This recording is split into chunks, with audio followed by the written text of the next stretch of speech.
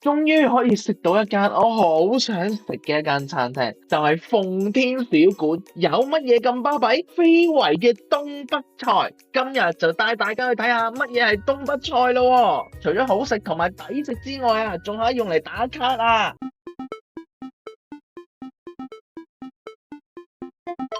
奉天小館係打破咗一般嘅大眾對東北菜嘅粗獷油膩嘅刻板嘅印象，不論擺盤、環境同埋調味，全部都經過改良。第一樣嘢一定要食嘅就係百年嘅傳承工藝，非遺嘅頭牌啊，就係呢一個老式嘅鍋巴肉啦。先簡單講下佢個工藝究竟有幾巴閉啦。百年嘅古法啦，係用米醋同埋白糖變成汁，唔會添加番茄醬、紅薯粉3次嘅複炸，裏邊仲要係好酥香啊，酸甜清爽，完全唔會膩噶。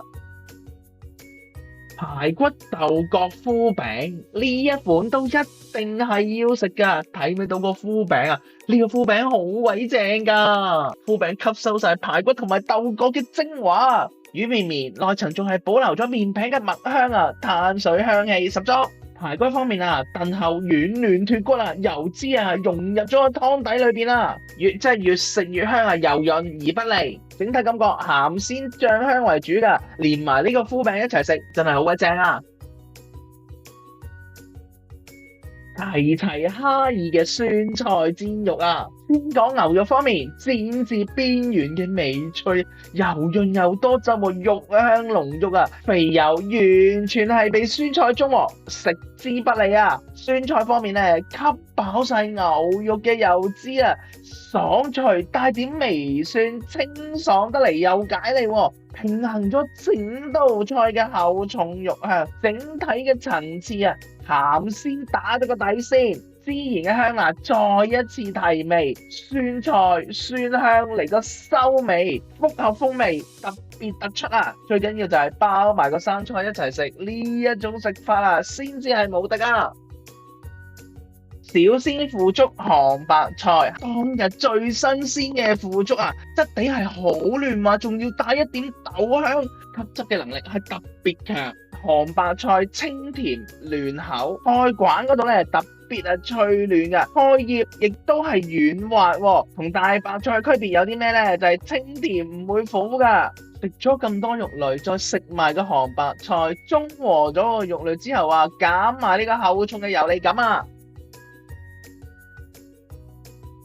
小雞燉蘑菇，雞係選用咗穀物散養嘅走地雞啊，雞皮啊自帶咗黃金嘅油脂噶，肉質係緊實啊，燉幾耐都唔會柴噶，肉香個濃郁又唔會腥喎。蘑菇方面啊，放咗喺呢度就厲害咯，吸收晒成個雞湯嘅精華。菌香不單止順口啊，軟韌得嚟啊，仲有啲咬勁嘅喎，生嘢嘅鮮味中和咗肉類嘅厚重油膩感啊，仲有呢一個啊，就係土豆嘅粉條啦，通透得嚟掛汁，軟糯得嚟又滑溜喎，每一條啊都掛住晒個湯汁啊！海味肉嘅三鮮水餃啊，高端嘅海味鮮濃款嚟嘅喎，裏邊啊係有乾貝、海米、深海嘅鹹鮮啊，中意食海鮮，追求多種口感嘅你，咁就啱晒啦。雞肉嘅黃瓜前水餃，東北嘅傳統乾菜嘅特色喺市面上啊，好少可以見得到噶。靠風乾嘅黃瓜獨特嘅清香嚟化解肉類嘅厚重，一口嘅清爽，中和咗整碟嘅重油膩菜式啊！選用咗黃心嘅麥薯啊，以拔絲嘅蛋漿，只用冰糖，用少少嘅清水去慢炒，完全係無添加呢個果醬噶，還原最老式嘅東北菜拔絲嘅工藝，整體嘅味道純粹係焦糖甜，配搭咗地瓜本身嘅麥香，甜而不膩，真係食完一嚿又一嚿啊！姑娘美果嘅綿綿冰咧，有獨特嘅果香啊，特別清甜同埋有微酸噶。沙冰方面咧，牛奶嘅奶香係特別出嘅，入口係融化，冰涼感係特別柔和喎，唔會有刺激喉嚨噶。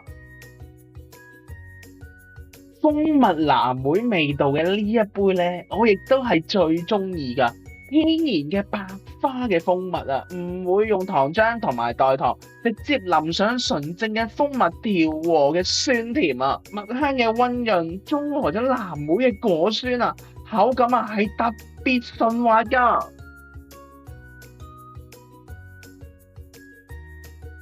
寶塔樂神嘅山楂特飲啊，嗱呢一杯嘢咧就打卡就送俾大家嘅喎，所以咧一定要打卡啦！好中意呢一個咧好標誌性嘅造型，唔會有工業濃縮嘅糖漿噶，樂神花增添咗深紅底色嘅獨特花香啊，中和咗山楂嘅酸澀。點樣去奉天小館？好簡單㗎咋，深圳灣過關嘅朋友仔咧最近啊就可以去寶安中心噶，寶安中心站出咗之後行250米就到噶啦，而福田過關嘅朋友仔可以點樣去呢？就去江夏站嘅 B 出口，一路跟住我嚟啦，向住呢一個方向，一路向前行，右手邊嘅扶手電梯，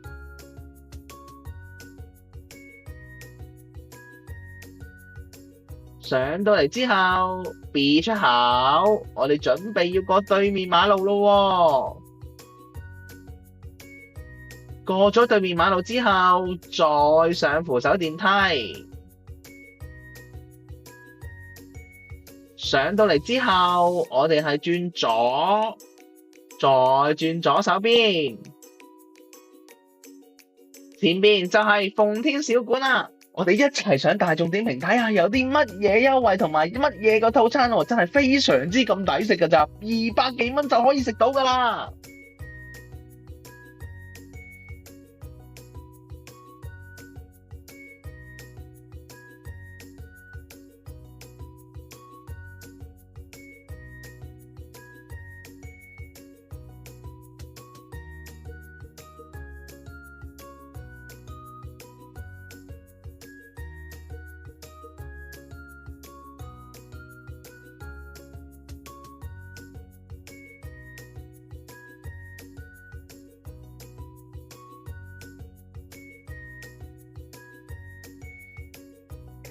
收工！多謝你睇到嚟呢度啊！記得訂閱我嘅頻道，讚好呢一條影片啊，分享俾你哋嘅朋友仔啦！我哋下一集再見，拜拜。